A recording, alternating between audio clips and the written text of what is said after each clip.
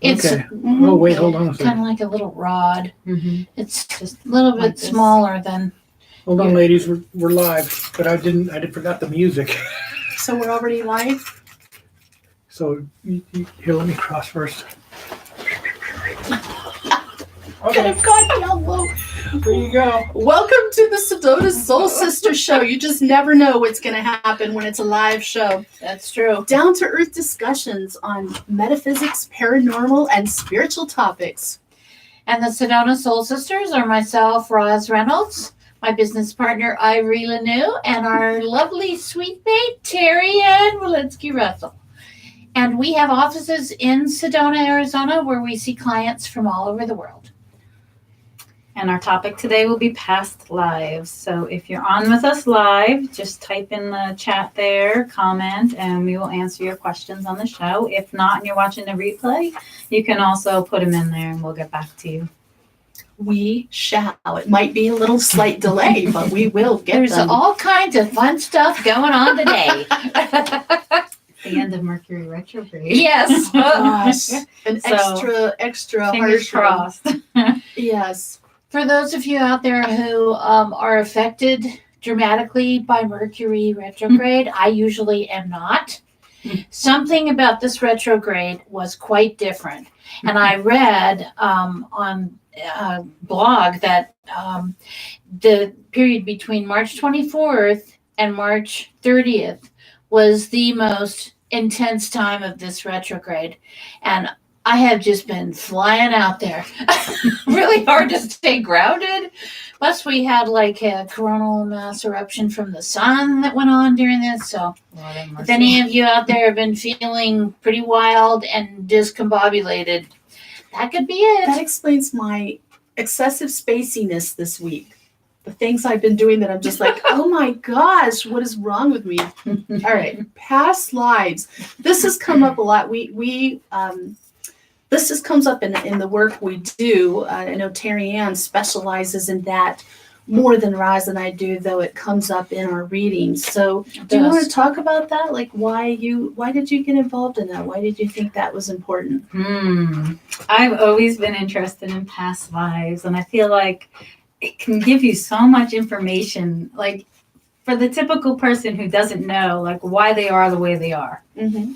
Why am I like this? I've worked with a lot of people who have phobias, Mm-hmm. like deathly afraid of something, of water or spiders or falling or heights.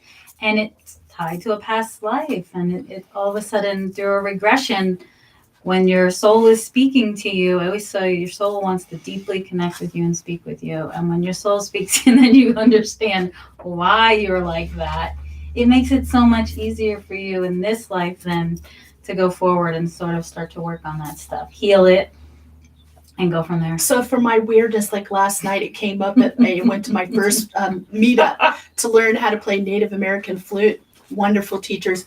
But at one point I froze and I felt that old thing I have. And we were talking about it later of like, I'm terrified to play a musical instrument in public. And I play a lot of instruments, but I don't want to play them in front of people. And he's like, did something happen in your childhood? No. Did you ever have a bad experience? No. And I'm thinking, I need to talk to Terry Ann about this. What did you do? I don't know. I'm sure I've been a performer in other lifetimes. Yes. And that, again, the thing like with talent, like my son is very talented. From the time he was this high, my oldest son, he knew he wanted to be an artist. He could draw. I was in awe of what he could draw. And that comes from past lives as well. So he's done it before. It's just it's innate ability that he has. So we all have them. We've all had past lives. I know this really talented girl, and her mom was telling me that when she was about 3 years old, she took up playing violin. And she picked it up for the first time and started playing it, and it wasn't wonderful. And she said, I don't understand. When I played this before, it was so easy. It's just like, you've never played that before. And she's like, yes, I did.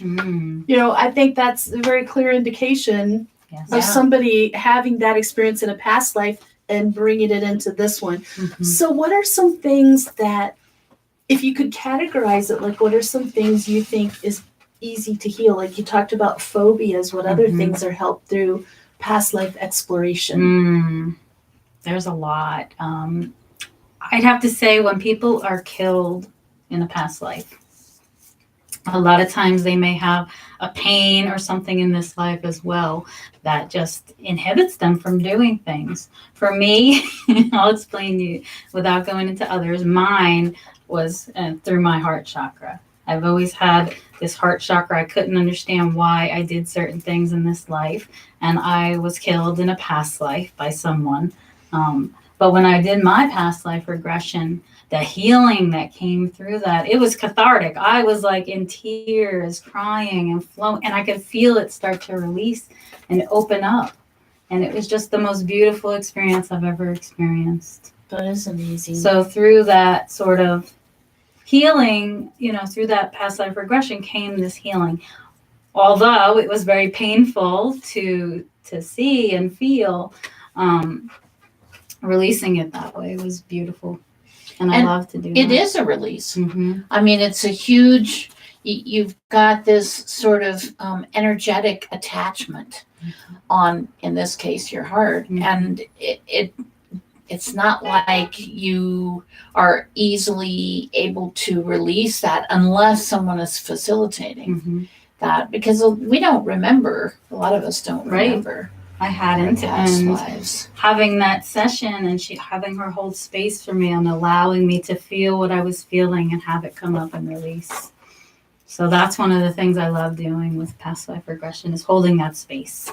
One thing I think is good is that sometimes you have this pull to a place Mm-hmm. and you've never been there, or you go to a place you've never been before and it feels so familiar. Like you're coming home. Like when I had Yes. at Palace of Versailles, that was so weird. So I know a lot of people have had this, and then they turn out like in a past life. It turns out they had a past life in that area. Mm-hmm. So I think it's very interesting how these things. Another one is reconnecting lovers, reconnecting with your spouse or lover from a previous lifetime. Mm-hmm. I know people who had dreams of a person and flashes of their face and such a longing, and then they finally got a past life regression and found out what the lifetime was. Then they went looking and they found that person. Wow.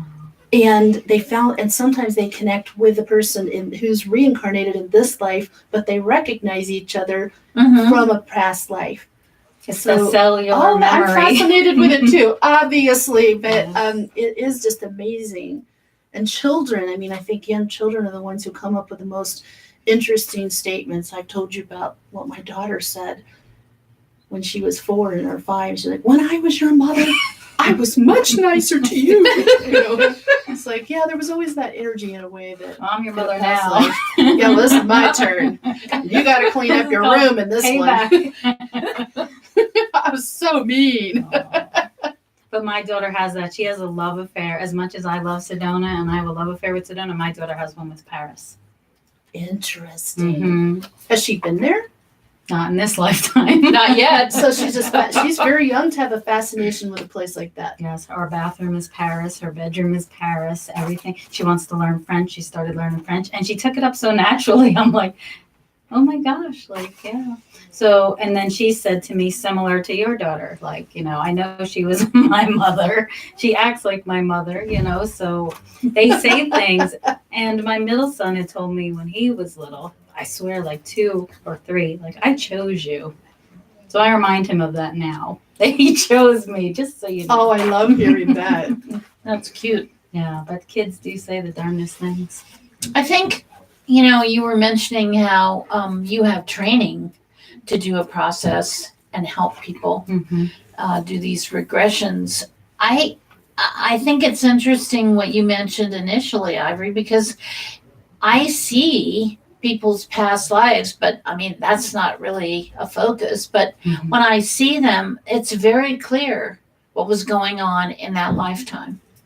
And I don't delve into that. I don't go deeply into it. I usually refer people who want a past life regression.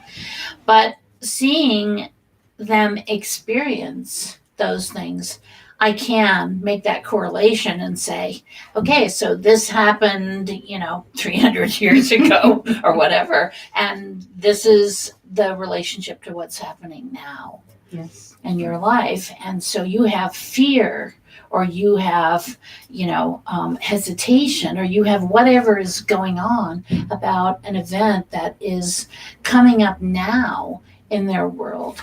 And for those of you out there who might have sort of phobias, or the ones I really think of, or just a discomfort with a thought process with something, it is just amazing to go backward in time Mm-hmm. and be able to turn that around Yes. into an understanding of, hey, this is why I feel this way. It makes perfect sense to me. Yes. As a healer and working with other healers, a lot of times as healers we were killed in past lives. So that's a big thing for a lot of healers, is to face what that is. Where's this coming from? Where's this fear of speaking up coming from? Okay, I don't know what that noise is, but if you're hearing that, We don't no know. telling. Really We don't know. strange. We have all kinds of interesting things. Our going on office is here. in a medical and like a professional plaza, so it could be anything. Yeah. All kinds of medical equipment. So just bringing that up Sounds so electric. you don't get almost, like uncomfortable. when you're by those That big wasn't spiritual. energy what are they called? Electric boxes. It sounds Yeah. like that. Like Yeah, it I was does. going to say, like, that's not the focus of my work either, but like you, when I'm doing a reading, particularly psychic reading and spiritual counseling, sometimes the words past life will just come up. And so then I'll look and see what it is, and I will get information about. But that, again, if they want to go deep and really explore that, then I'd refer them over to Terry Ann, or she's not able to, another professional. But I think that there's very interesting information comes out, and sometimes you have this memory of a place, or you've connected with a place, and you might have come up with a story in your head what you think it is.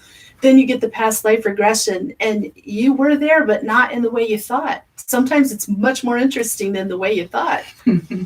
It's very true.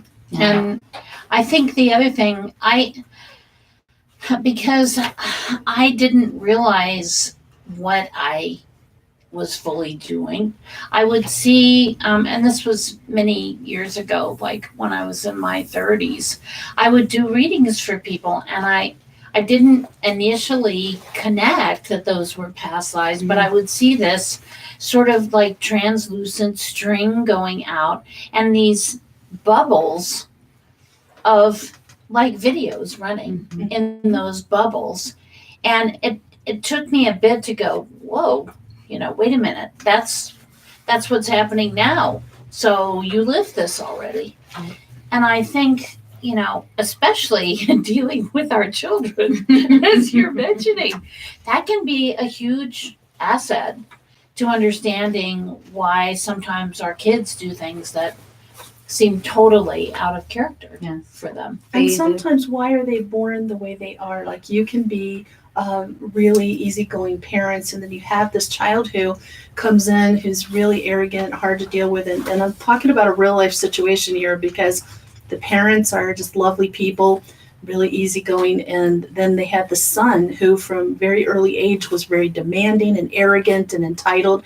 Well, when he was 3, he got mad at his mom and stamped his foot and said, "When I was Louis the 14th, nobody told me what to do." And his mom and I talked about it. It's like, that kind of explains everything. Like, if you were in a position like that where what your word is the law, and you can say you're going to die if you don't, go my way, that kind of power, and then you come into life as an ordinary person, it's a real hard letdown. Big wake-up call. He's like, I didn't choose this one. That was my first husband, by the way. And he's passed now, so it's totally fine to talk about it. And he would be laughing from the other side, because it's not like that now. But yeah, that was really interesting. It's so funny. We were just listening to the other night. I love to play music in the evening on YouTube. Hey, when you don't have television, So one of the orchestras that I really love to listen to is Andre Rieu, and I was watching a segment where he has a very young girl come out. She looked like she was maybe 6 or 7, and she came out and she started singing. And her operatic voice was incredible. I mean, it was like, Wow. and I was thinking immediately, my thoughts went to Jackie Ivanko, Oh yeah. who totally, stepped into this incredible and amazing power and gift. And I even said out loud, I was like, oh my gosh, now this is one of the things that totally convinced me that there is reincarnation. There Absolutely. are repeated lives, and you do bring things from those lives in. It would be wonderful to have brought that kind of a gift forth. Yes. But a lot of them are things that we kind of struggle with in this life. And going to somebody who has the skill, like you have, Mhm. to really extract that information and take someone back can be a complete turning point Yes. for those people. I did have a client recently, and the same thing. Her mother was her mother in another life, but who had been killed. And so you have this fear that the mother had throughout her whole life that she wasn't doing enough for her child. She was worried she wasn't going to be there for her. And all these feelings come up in the mother. Mm-hmm. And so the daughter was finally able to understand why her mother was like this. Yeah. Yeah. Another one I know about is people who have a fear of abandonment and they've never been abandoned in any way in their Mhm. life. That's another one that often does go back to past life. Something's happened, but that's a very powerful, hard emotion I think they carry forward and they can't understand, but it's very hard on relationships because their partner's like, I'm not thinking of leaving. I'm not going to leave. And they get tired of it and eventually they leave. So those kind of situations probably is when I was working in mental health was one of the first things to catch my attention about getting help with past life regression because it would help with emotional issues like that. Mhm. Child abuse too. So you could have never been abused in this life, but you go back to a past life regression, and a lot of times a child abuse situation will come up. How will that manifest itself if that's the case in this lifetime? In this lifetime, they almost feel as if they're not good enough. They're Not not worthy. Self-esteem issues, Mhm. just like an actual in this lifetime child Just abuse. as if it happened in this Okay. life, and you can't. I've never been, and they think maybe it was a regress memory that it's blocked somehow, and then it usually It is, but it's it is, but it's beyond not this childhood. lifetime. That's a very hard one. That really is that self-esteem. And if you ever look it up, it's not funny, but it's interesting. When I was in counseling, somebody asked me once about what can you do to improve self-esteem. I thought, well, let me look this up because that's a good question. And you know what it says? Do esteemable acts. That's the whole advice. Do esteemable acts. Wow. That's pretty not real specific, awfully broad, but that's it. So Still. something that can help people that's more specific than that, I think is going to be very helpful because there's a lot of people going around with a sense of unworthiness when they're actually really talented and intelligent and loved, and it's sad. One of my early experiences as a mom was one of my kids. I was very adamant that my kids were going to learn to swim and be comfortable in the water at a young age because growing up, going to the beach all the time, exposure, everybody had pools. So I started all of them with swimming lessons early. And one of my children did not have any interest in that, didn't want to go in the water, didn't want the water on his face. Did not want if he got his face near the water, he would, start panicking and freaking out. And he was about 4 years old when this was happening. And I'm thinking, okay, nothing has ever happened. This has got to be a past life situation. And sure enough, one day, just out of the blue, he says, in 1978, we were headed for the beach and we all got our surfboards, and I knew immediately that he went surfing that day and he never came home. He drowned. Wow. And he still, to this day, he's not a big water guy. He doesn't, he's gotten to the point where if he can be out on the water in a canoe, in a boat, but he's not interested the least. I've met other people like that too. That one drowned in World War II in a submarine, a Japanese submarine that was shot in World War II, and really has serious issues with enclosed spaces, with feelings of smothering and potential drowning. Those things are how you died in a past life. I think really can go forward. Yeah. Probably one of the most amazing things I ever saw was a person who had a memory of a lifetime. It was their lifetime before this one where they were shot right here, and that's what killed them. But what they didn't know is they had a round scar, bullet-sized, that I saw. I'm like, did you realize they got their hair cut short? I'm like, do you realize you have a scar exactly where you said you were shot? And they're like, no. And I made them get a mirror and look, and it was like they went white. Like they were just completely freaked out. I'm like, you can carry forward marks from your death into this lifetime. Yes, absolutely. Especially if those marks are greatly held in your heart and they manifest. Christine Cook's got a question. It says, is a past life reading a whole session or can it be part of a session? That's a you question, Tyrian. But I don't do a past life reading. I do something called a past life regression. So you are under a light hypnosis when we do it. And your higher self, I'm guiding it, holding space, doing the healing. But your higher self is talking about the experiences and the regression. So it is one session. It's about 3 hours minimum. So It's intensive. it is intensive. I always let people know before a lot may come up. Sometimes we do visit the last day of one of their lives. Depending on what I'm guided to do during a session, we may visit the last day of one of their lives. And a lot comes up and it takes a lot to process. I know for me personally, it took weeks for me to process everything that had come up during my session. So I allow for that, and I also record it for them so that they can go back and listen to it, because when you're under a light hypnosis, sometimes you don't always remember what's coming through. So there you go, Christine. If you want to delve deep into it and know a lot about your past lives, it's a separate session.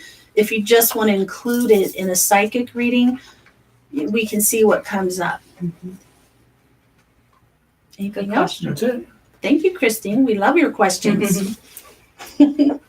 We also welcome you if you have an idea or suggestion for a topic for the show. You can put it into the show chat room, and we will definitely, if it suits our show, if it fits our show, we'll make plans to do that. Yeah.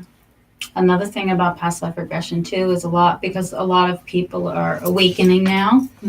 It helps to uncover those dormant gifts. So those gifts that we've had in past lives that we've used that have been turned off in this life. So it can uncover your psychic gifts, which most of us are a little bit aware. Like we get those gut feelings about people, but we don't believe that as to be psychic. We just think, oh, I'm not listening to that. So in past life regression, what's a way that a spiritual gift would show itself in that type of session? It would show her maybe as a healer. So she would see herself as a healer? Okay. Doing rituals or stuff like that, or actually doing healing. There's a lot of ways to heal. Maybe making herbs and stuff like that, like a medicine woman type.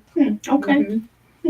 So It's interesting, I think, when you look at it from the perspective of career too. I have certain, I think we all, our frequencies attract certain career backgrounds, certain people who have gifts in certain areas, and they follow those. So for some reason, over the years, I've had a tremendous, very large clientele of doctors, nurses, psychologists. And what I find is sometimes I am, working with them and doing the reading and seeing their situations, and I can clearly see that in at least one past life, and usually more, they have done some kind of medical healing work in those lifetimes too. So I think that's a soul calling. Teachers, I find, very much that's a soul calling. But it's interesting when like for me, I'm one of those people who was born with an early interest singing, yes, but also medical. And I thought maybe I'll be a doctor, I'll be a nurse. But then I found out how squeamish I am. And I realized later, I think that sometimes like if you've done that for multiple lifetimes, you've been that type of healer and you've decided now I'm going to explore a different kind of healing. So I'm going to make myself really squeamish so I can't go back into that field again. Because I had a really strong push to do that. And I met other people who've had similar things that one thing kept them from pursuing it or they would have. Wow. And it wasn't just money or bad grades. Something about them. So I think we can definitely guide how our lives go, our experience. And another one is I knew somebody who had been a warrior in just about every lifetime. They were a warrior. They had clear memories. But in this lifetime, they have eyesight, vision problems, asthma, allergies, one thing after another that just makes them not appropriate for this, so they can't do it. And the first time I said, have you ever thought, maybe it's because you decided that you needed to explore inwardly and go more intellectually and spiritually instead of physical. So they thought about that for a while, but that's come up more than once with people that it just seems pretty clear that they're changing their own direction. Right. Or like you've come back with a partner or a spouse that you don't want to come back with anymore. Had a few of those. So I'm going to fix that in this lifetime because I don't want to do that again. That was not fun. Whatever that lesson was, I have learned it. Mark it completed. What's the number one reason people will set a past life regression session? That's a mouthful, past life regression session. I think they're very interested in learning about their past lives. A lot of it is spouse related. Have I been with this person before? I felt a connection to them. I'm not sure why I feel that connection to them. A lot of people also, because with a past life regression, we can look at future lives or lives on other planets. I mean, I've had some crazy stuff come up in past life regression sessions. Really? About life on other planets? Totally describing like Saturn to me and Interesting. was there. Well, Yeah, so, you can look at in-between lives, like when your soul is called in between a life. So before you incarnate into this life, you were somebody else, but after you passed from them, so in between that area. So you can look at that. That can come up in a past life regression. well, I'm sure we can reincarnate into other dimensions and even into other planets. I don't have any memories of that, Animals. but that doesn't mean it can't happen. Animals. It's very powerful. And so even if people aren't having necessarily problems, but they're just curious. Curious. A lot of it is curiosity. Is that a hint that the show is coming to an end? Pretty quick. We're having Mercury in adventures retrograde. You're supposed to add it to the playlist. I wasn't supposed to play it. Tech issues. Well, you just never know what's going to happen. Again, if you had any doubts as to whether it's a live show, it's all removed. So we have Christine has a question from last week's. Would you like to listen to that? Sure, Question sure. says, lately I've had consistent dreams that include relevant material, but not always accurate info about future events. How can I make it so my dreams are more accurate? I would think that just comes down to developing your intuitive ability. I mean, that's what it all comes down to. If you want to improve any kind of psychic skill, you intentionally develop your psychic skill. It will improve all your psychic insights. And I think too, in dreams, what I find for a lot of people and myself is things are incredibly symbolic. So you will take something as being totally inaccurate when in fact you're being shown symbolism. And some of us, including myself, are not really good with symbolism. I mean, I'm like a pretty cut and dried, boom, there it is kind of person. And so symbolism to me is like mysterious. I have to really turn myself into a totally detached person to figure out anything symbolic. So look at those dreams and analyze what you feel. Sometimes I've been shown things that I felt like couldn't possibly happen, couldn't possibly be accurate, but they were in a more symbolic format. And then also, Christine, getting psychic information in a dream is one skill psychics can have. So I really feel like if you just generally work on your intuitive development, you can get a book out there, you can start meeting with a teacher and systematically increasing your intuitive ability. Since you have that gift to get information in dreams, to have such vivid, symbolic, or meaningful dreams, that will increase and improve as well. Some people develop that, dream analysis. I mean, they That's take one that talent. into, a very strong gift for themselves. That could be a career in and of itself. I know people who that's all they do. Me too. So, that's just something to think about. It's just one psychic skill. And if you're asking, you have the ability. You can wrap it up anytime, ladies. Well, we're ready. Well, it's been great fun. It has. We could All talk of our all day. adventures today. And thank you so much for joining us. If you have any questions or any, you'd like to just resource for information about the kind of things we do and ways that that might, help you, go on our website, SedonaSoulSisters.com. There's lots of info there. And we would be happy to answer questions when we're here in this format. That's the point. Tune in next week because our topic will be spiritual self-discipline. You will enjoy that one. We hope you have an enlightening week. Bye. And fun.